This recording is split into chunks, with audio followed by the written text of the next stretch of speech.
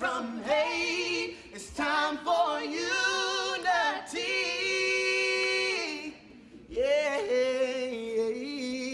Oh, oh, oh. Can we talk?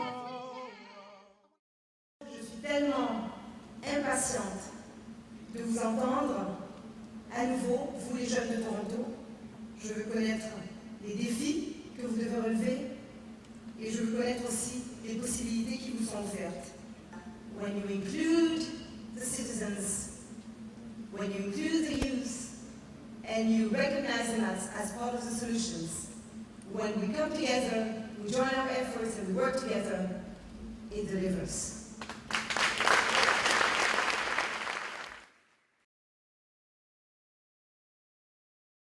I fail to understand why students are racking up as much as $30,000 in debt for just an undergraduate degree. Myself, I'm $33,000 in debt. I know students who are over $100,000 in debt if they are pursuing a medical degree or a dentistry degree. And I fail to understand why we're not, as a society, putting more emphasis on education, on funding post-secondary education, and making sure it's accessible for youth and for people of all ages who need to attend post-secondary education. Quand on pense à l'exode, c'est une question qui a été soulevée aussi, c'est pourquoi est-ce que les jeunes quittent la province? Principalement, on dit, bon, c'est pour l'éducation, surtout si on veut avoir l'éducation postsecondaire en français, c'est impossible pour les jeunes francophones de s'éduquer ici dans la province.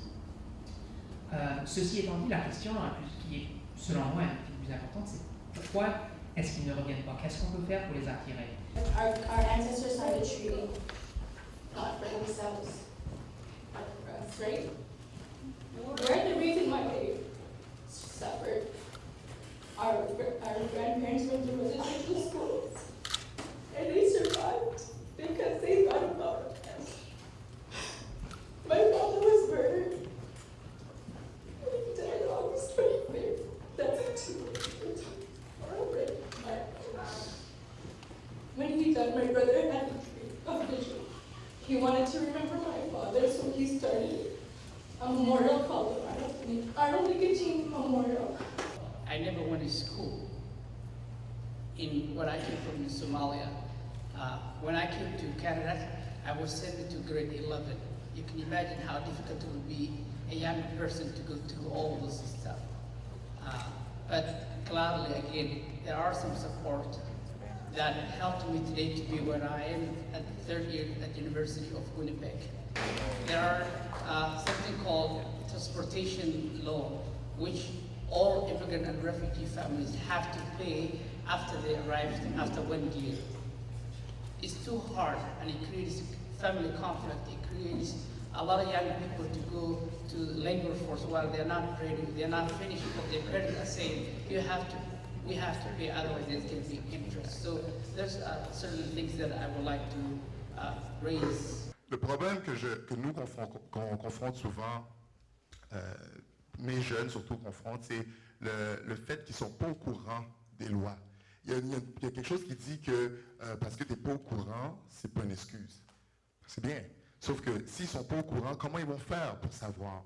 Je leur ai toujours proposé que c'est très simple qu'ils nous donnent un genre de liste de choses simples que les jeunes devraient savoir, comme dans un parc, comme les bancs, des choses très simples. Tu n'es pas supposé t'asseoir sur un banc. Il y a des choses qu'ils ne savent tout simplement pas.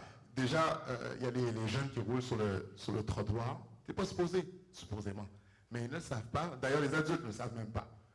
Donc, c'est des choses comme ça que je trouve qu'on devrait avoir dans les centres jeunesse déjà. What better to change? Oh, so much. In child welfare, well, first of all, social workers, 260 cases they have on one social worker. How is a child supposed to get the basic needs when these workers have 260 files to go through and some of them are getting them mixed up? You know, like I know from my time in social services, I would just run away because I didn't want to deal with all of the crap that I had to deal with. You know, like especially education, like this man was talking about, education within the welfare system. You know, these kids are going through so much already that education should be just something that they're given. You know, Yeah, just the kids should be free big, big thing. And I know from myself growing up, I don't even have a grade 8 right now. And that's one thing that I push on to my kids big time, because that's the one thing that's going to get them out of the hood, out of the area, you know, out of the poor neighborhoods. I honestly think that any queer youth, regardless of sexuality, youth should be able to go through mainstream school from JK to high school to post-secondary without having the fear of their sexuality to hold them back. They shouldn't have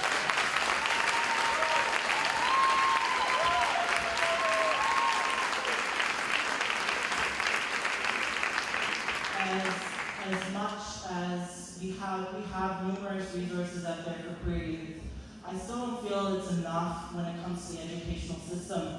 I feel that we are usually forgotten about. I feel that we are the last to think of, or it's just we're included in this equity group. And whereas the words of like all the derogatory words that were called and all the forms of oppression isn't really educated, and it isn't educated why it is to use, why it's used in derogatory terms, why it's bad to use those terms. It's not educated in the sense of why it's, what it is to be gay, what does it mean to be bisexual, what does it mean to be lesbian.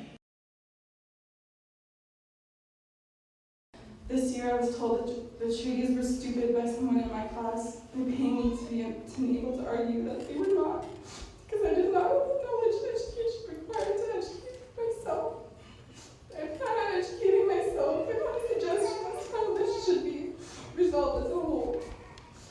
I suggest a nationwide youth group comprised of both Aboriginal and non-Aboriginal members in the reserves and towns of each province of Canada.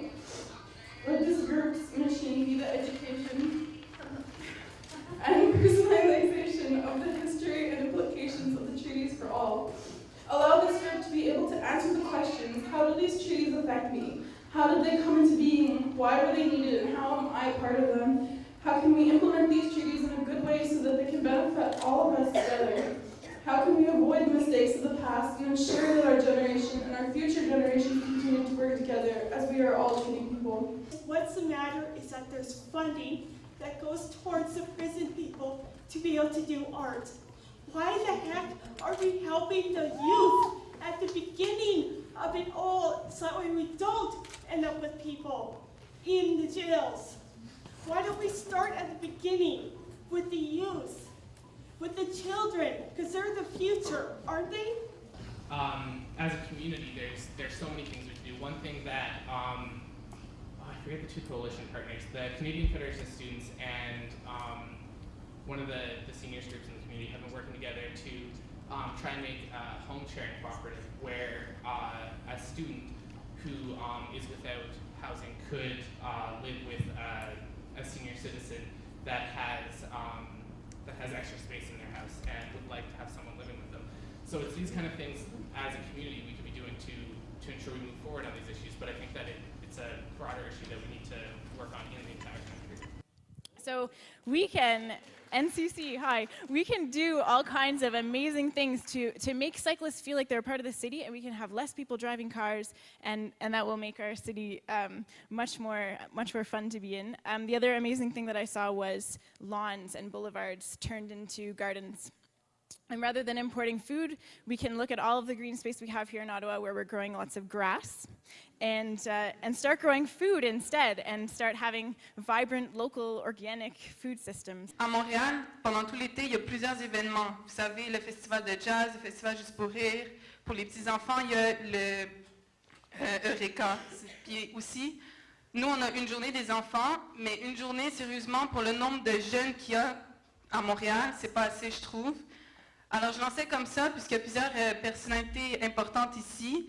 On pourrait faire un festival où chaque jeune de chaque communauté pourrait démontrer leur talent, parce que juste ici, aujourd'hui, on a eu une prestation fabuleuse de danse, puis madame qui a chanté. Et sérieusement, ça serait super. And what I would love to see, Your Excellency, is an opportunity for youth across Canada to engage in this dialogue on a regular basis. Not that it is part of the mandate of the Right Honourable Michael Jean, but that it lasts. forever. That there is an official stakeholder comprised of youth to the Parliament Hill of Canada, and that we have that opportunity every day. I would like to see it legislated that there be a youth cabinet, a member of Parliament in every riding across the country. Thank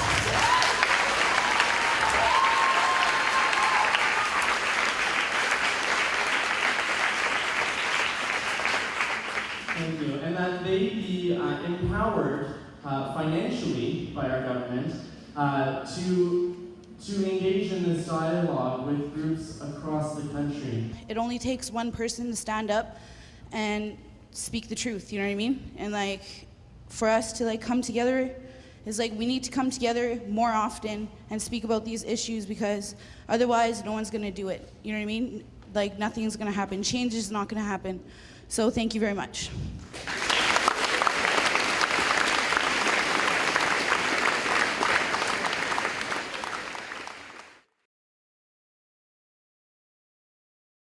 So one thing I will do, Your Excellency, is give a commitment here today that next month I will come back to a major town hall session at Memorial, interactive, and answer questions.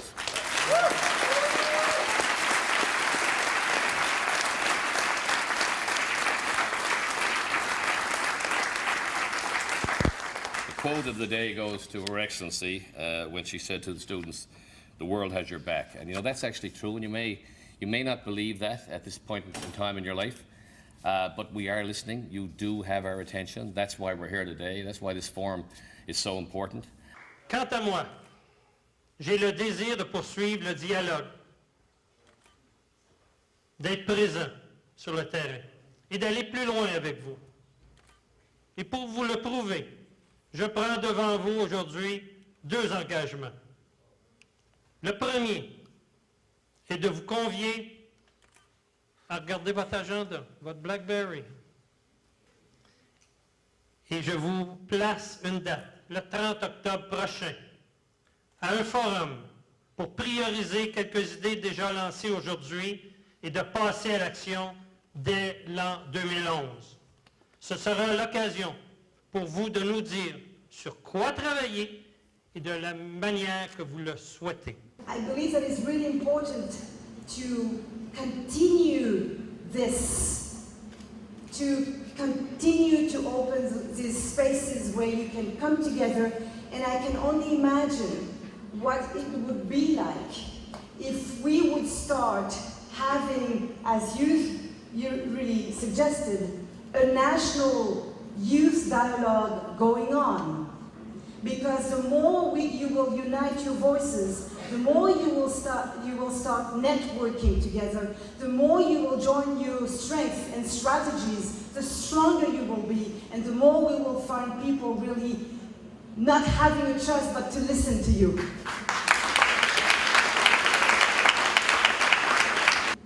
The Michael Jean Foundation, and I'm not here advertising, I'm talking to you about the commitment, wants to support initiatives like this ones, like these, and make sure that there are people who are philanthropists, who can provide the means to really respond and support this kind of work.